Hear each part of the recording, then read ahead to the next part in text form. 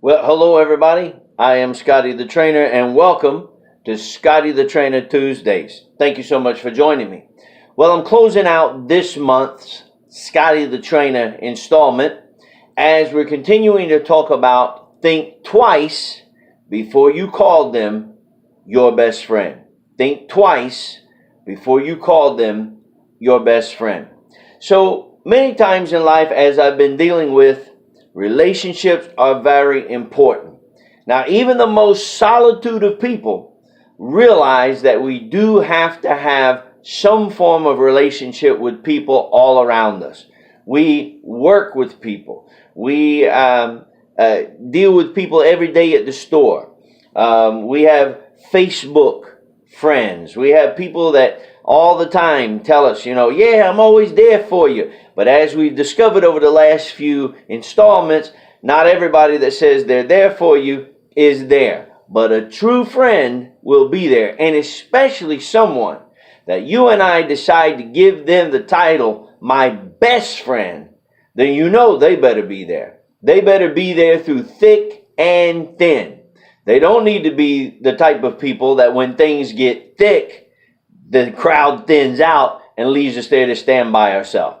So I want to give you the last 3 thoughts in regards to thinking twice before you call them your best friend. By the way, if you didn't catch the other ones, you can right here on my Facebook. If you're a Facebook friend, you could go back through the previous videos. Also, don't forget, you can go to YouTube. You can type in hashtag Scotty the Trainer. You'll find my videos there as well on my YouTube channel. You'll find some that I don't share on Facebook. They're specifically for YouTube viewing. So check it out when you have a chance. I certainly would appreciate it. All right, let's talk about the last 3 parts of think twice before you call them your best friend. Okay, here we go. Number 1, think twice before you call them your best friend if they do not have any respect for your time. If they have no respect for your time. Have you ever had somebody show up when you're right in the middle of something, when you're hurried and you got things to do, and maybe you tell them, hey, listen, I don't have time to talk right now, and then they put on an attitude? Well, I went by their house one time and I tried to talk to them, or I stopped by their desk and tried to talk to them, and they didn't have any time to discuss anything with me, and they wouldn't talk to me about it. That's because they don't respect what you're doing. They don't respect your time. Some of my best friends, when I reach out to them and I need to talk to them, I'll say to them, hey, you got a minute? And if they say to me, listen, I'm on a conference call right now, or I got to really go take care of this right now, and I'll get back to you in about 10, 15 minutes, or hey, can I call you tomorrow? They're my best friend. Why would I get upset with them? Why would I be mad because they have something to take care of? I wouldn't be much of a friend if I was standing in their way. So if you have somebody that doesn't respect your time, they don't respect your time, think twice before you put them on the list and say, yep, that's my best friend. All right, number 2, let's think about this one. Think twice before you call them your best friend. This is a big one.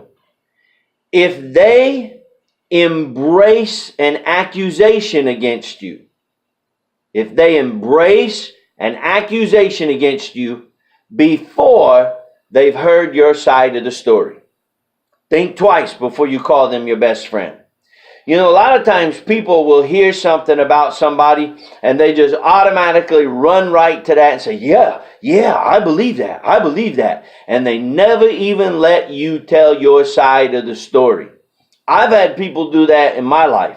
Man, let me tell you something. Back in the day when I was doing a ton of religious work, many of you know, maybe if you don't know, I have a degree back here where I was studying to be a minister. Even got the degree, worked inside the church, worked in the pastoral work and priesthood work. But let me tell you something. There was a time when I went through something very detrimental in my life. It consisted of a horrendous marriage.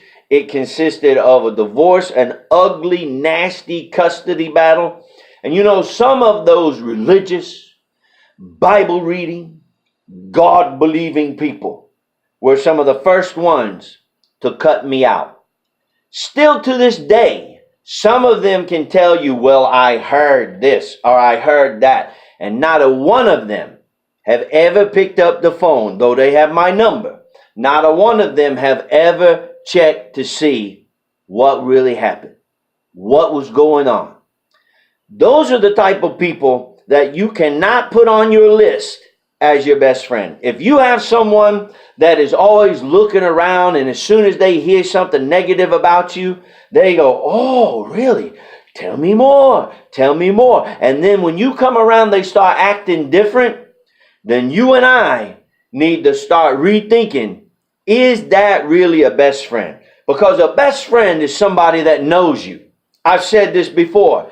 They know where all of your bodies are buried, and you know where all of their bodies are buried. They know the skeletons hanging over your closet, and you equally know the skeletons that are hanging in their closets.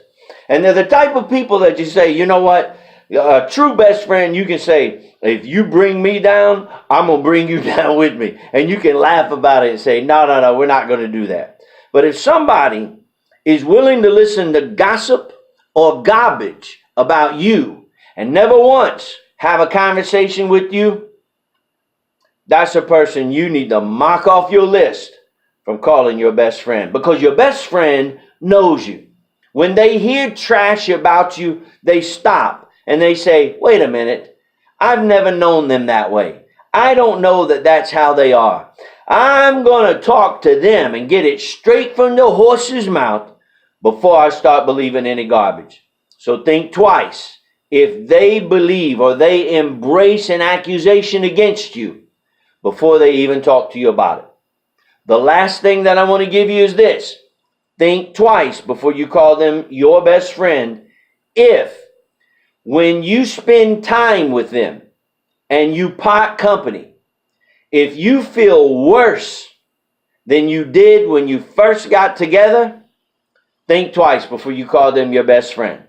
If you walk away feeling guilty or feeling less than, if all they do is berate you and tell you how terrible you are, if all they do is bring you down to a level of disdain and despair and woe and agony, and you walk away feeling worse than you were when you first got together, you need to think twice and reevaluate whether that person is your best friend. There are people in my life that when I'm having a great day, I would intentionally stay away from them. I don't mind telling you that there's people in my life that if I'm having a good day and I see them walking down the sidewalk or I see them walking down the hallway, here's what I do. I get out of the way because I know they're going to bring me down. A best friend is not that way. A best friend is somebody that you can go to in the midst of struggles. You can go to them and vent, and you can let your feelings out, and you can talk about how rough things are and thoughts that you've had and how difficult things are. And a best friend doesn't judge you for that. A best friend allows you the space, the grace, if you will, to go ahead and vent and get it out. And then you can talk about it and they talk you down from the ledge and you both move on. Equally, you can do the same for them. You can be that listening ear for them. They can vent to you and tell you how, man, I hate life and I hate doing this. Man, I just wish I wasn't going to get up in the morning. And you, as their friend, can say, you know, I get the fact that you're venting, but you and I both know that's not really how you feel. You do love life. You're a good person. And ultimately, you are going to rise up tomorrow and you're going to do what you need to do. But if you spend time with somebody, and when that time is over, you started up here, and now you're way down here, that's a person to renegotiate the fact of whether you want to call them your best friend or not.